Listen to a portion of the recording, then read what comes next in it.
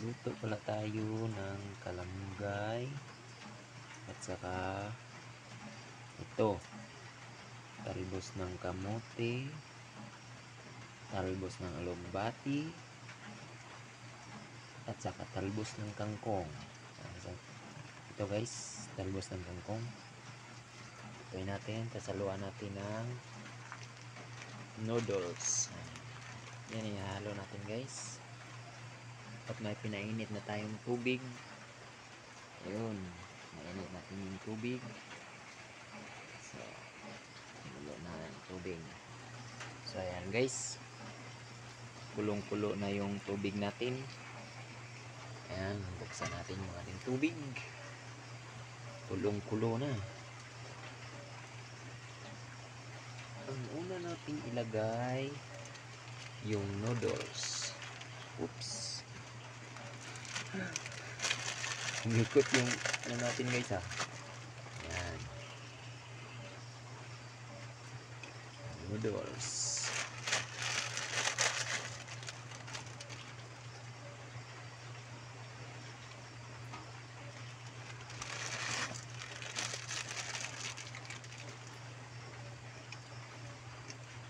Yung luto natin guys, no? Haluin natin.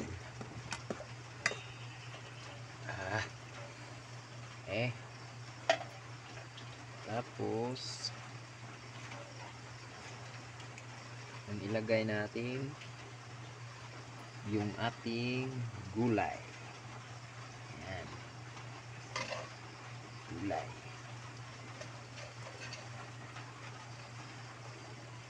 So, nasubukan nyo na ba itong magluto ng ganito guys? Ayan. Haluin natin. Okay.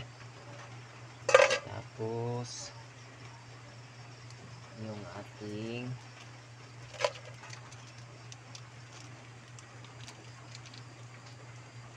seasoning. Lagyan natin yung ating seasoning guys.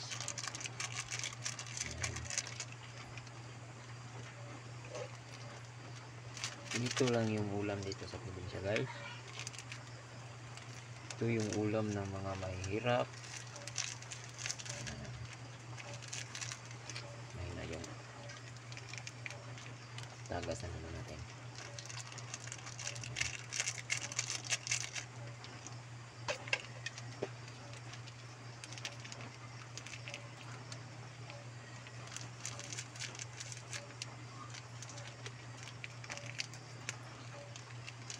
Nahirapan ako sa ano guys ha. Tapos yung kalamunggay natin. Okay. Parang lata na yung ano natin guys ha.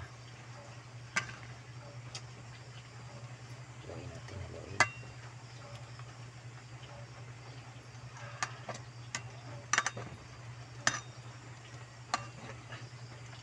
Ayan na. Ayan. Tapos takpan natin.